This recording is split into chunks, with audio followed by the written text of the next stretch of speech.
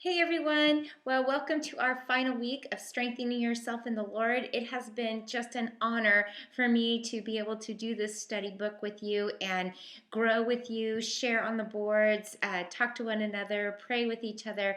I have just been so blessed by each and every one of you. Thank you so much for letting me be a part of your lives these past 5 weeks. Well, I want to talk to you specifically about this chapter, The Desperate Cry. Bill speaks something on page 143, and he talks about how we need to come to terms with the fact that, let me see, he says here, we have to come to see the place of lack in our lives as the very place where God intends to bring us into our greatest victories. Over and over in my life, I have seen that happen in my life. The things that I want to shrink back in shame, the things that I find I don't want to talk about, the things that I'm so embarrassed about my past, those are the very things that God has used to propel me forward, to help me connect with women and with other believers in a more powerful and genuine way. And, you know, it's the power of the testimony that he was talking about in chapters past.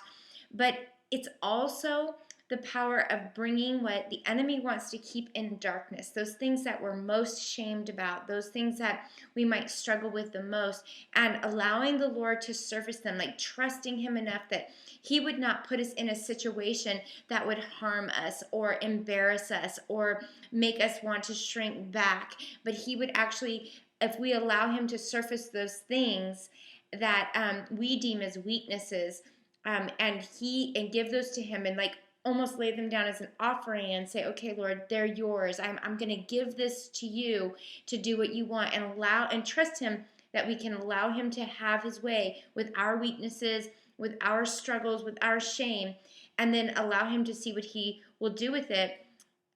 That's where our victory comes from.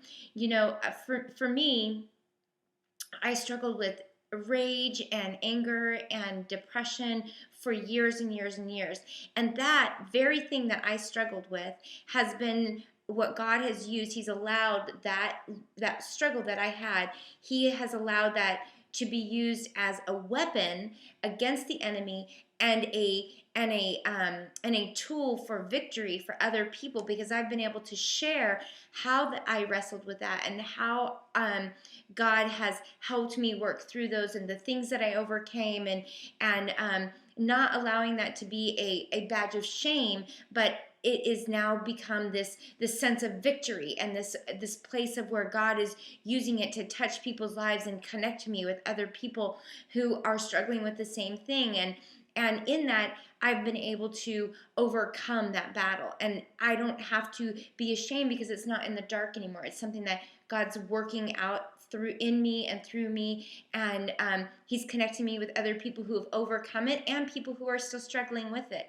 And we become closer and tighter. So it becomes something that he uses for me to actually minister with and reach to. And so there are things in your life that you might be going through right now, or stuff that you're ashamed of, or you find there's no way that God could possibly use you, or how could he ever make anything beautiful out of this mess that I've just offered him.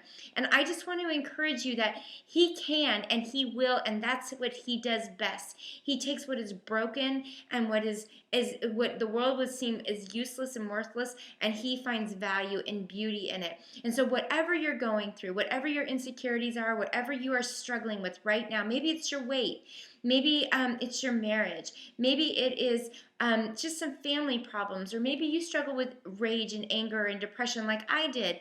I promise you, if you offer up those sacrifices, if you offer up those things that you struggle with as sacrifices to God, he's going to make something beautiful out of them. They're going to become your victory. They're going to become what you will stand on with authority and be able to speak out to other people, and God will use them for some of your greatest moments.